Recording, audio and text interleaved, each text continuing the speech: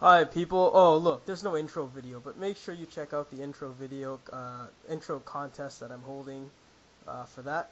So yeah, here we go. It's Pyopa, and Panobi, bringing you another narrated Wi-Fi battle. yes, Panobi, aka the Acoustic Kind on YouTube, as some of you may know that by that name. We have an NU battle here, which was like really cool, really fun, testing out some new stuff. And it's going to be our first dual commentary up on PAIOPA'S channel, so yeah, pretty awesome. Yeah, so if we sound like a little out of sync or whatever, just bear with us. It is our first time doing this, so yeah, here we go, and hope you guys enjoy this battle. So I'm gonna lead off with my Motham here. And I'm going to lead off with my Snow Miser. This is my Hail team if you've seen any of my vids. Yeah. So I mean, I usually don't like lead off with a Motham, but I don't know. I was feeling adventurous, I guess. And I just went for the Protect there in case it had a sash so I could break it.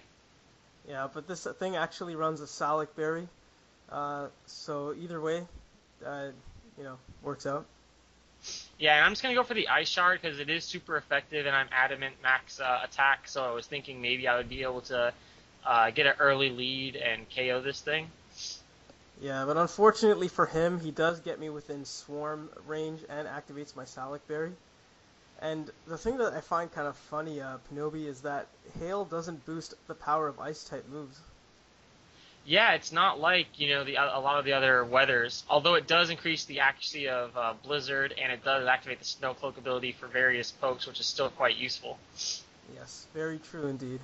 So anyway, his Snow Miser is going to go down, which is nice. Yeah, because I was supposed to have a Focus Sash, but I am an idiot, and I was borrowing it for a different poke because I was too lazy to salve edit and all that stuff. So I'm going to have to jump through a bunch of hoops here, switch to my Lights Out, go for the Protect for the Hail Stall, and then switch out to my Articuno for a Resist to Bug Buzz to kill this thing off.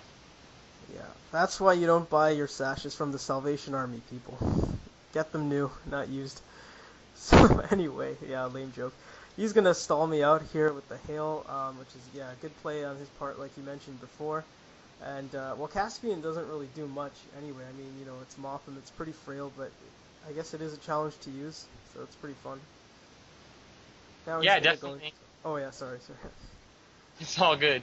But yeah, definitely a lot of originality there. And like I said, just going into Articuno for the resist, and I'm max HP, max special defense, so even with the boosts, it's not going to do crap.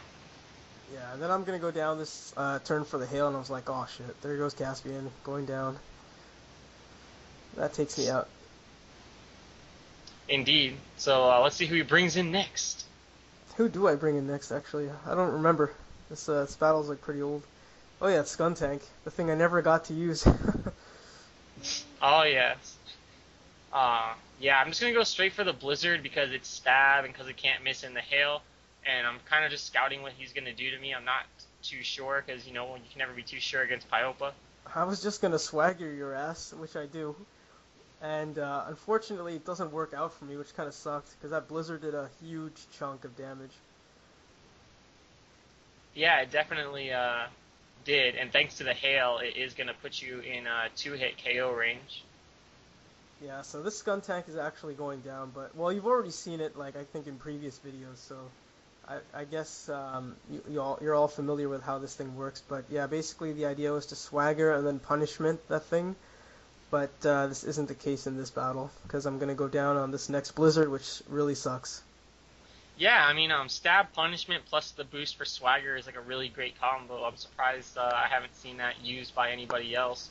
And at the time, this was before your uploaded battle with, I don't know, was it anti-carrots or something that you used that skunk tank in? I don't really recall. Yeah, But it was anti yeah, carrots. I'm Yeah, really curious.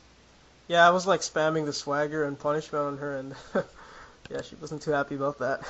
So I go into Igor now, and this is yeah my Dustclops. So now you're all familiar with this, I think.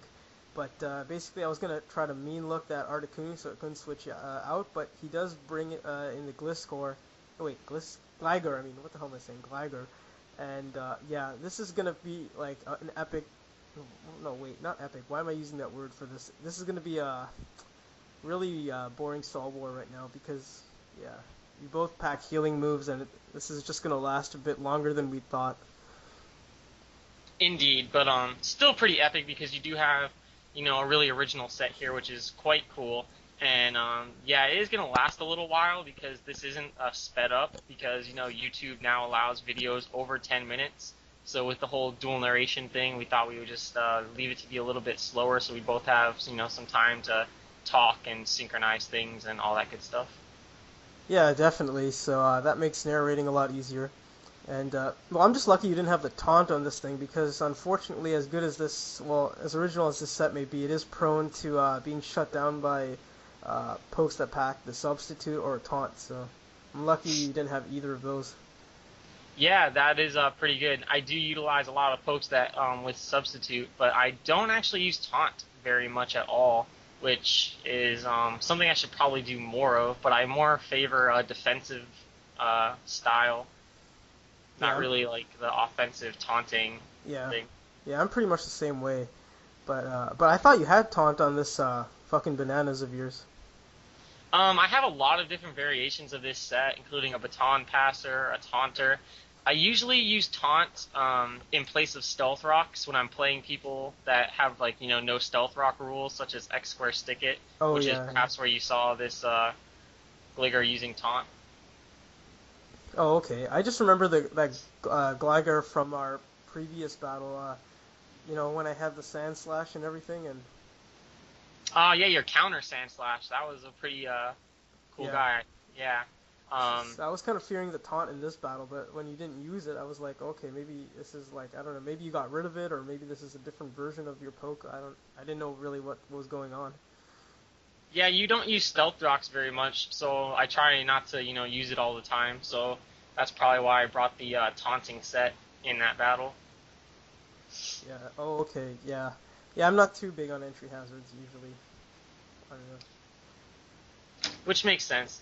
And yeah, for all the people who, I don't know, are not paying attention to the video enough, he is, cursing me and burning me, which would mean, look, even with Roost is kind of pointless, because eventually he could stall me out here.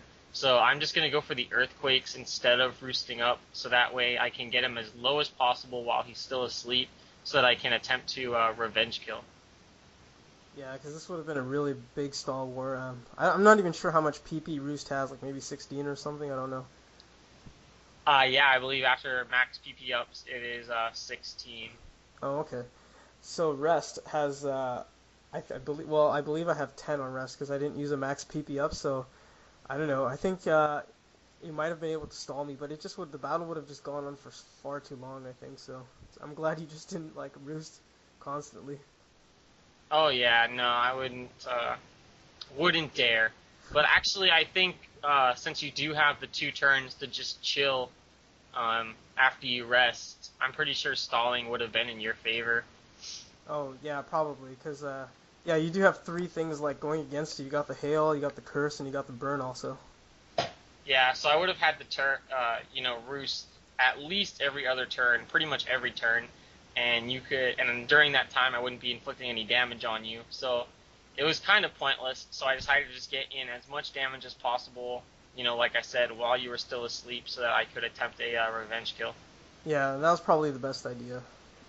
But yeah, this Dusclops set is pretty good. It's I believe it's like it has a good fair investment of HP and mostly special defense with a slight amount in defense, and it's mostly special bulky because of the Will-O-Wisp, so that helps take hits pretty well. And yeah, here is where I made the stupidest mistake because I went for the Will-O-Wisp on the Glaceon, and it has a Snow Cloak activated because it's Hail, and I should have just went for the Curse because that would have been the best option, but somehow I don't know, I just wasn't thinking right. Yeah, I was really happy that you went for that Will-O-Wisp there because, like you said, the Snow Cloak plus Will-O-Wisp natural 75 base accuracy makes it, Yeah. even worse accuracy than Hypnosis. So really not too reliable there. Yeah, exactly.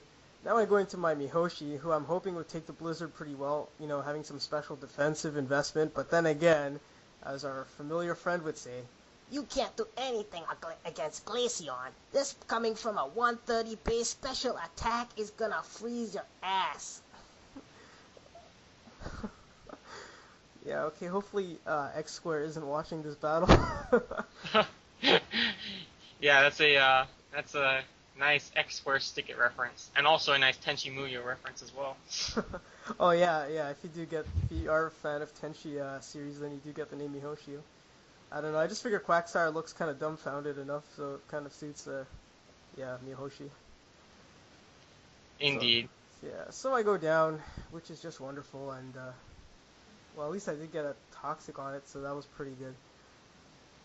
But I don't know if that toxic is really gonna help me as much as I anticipated.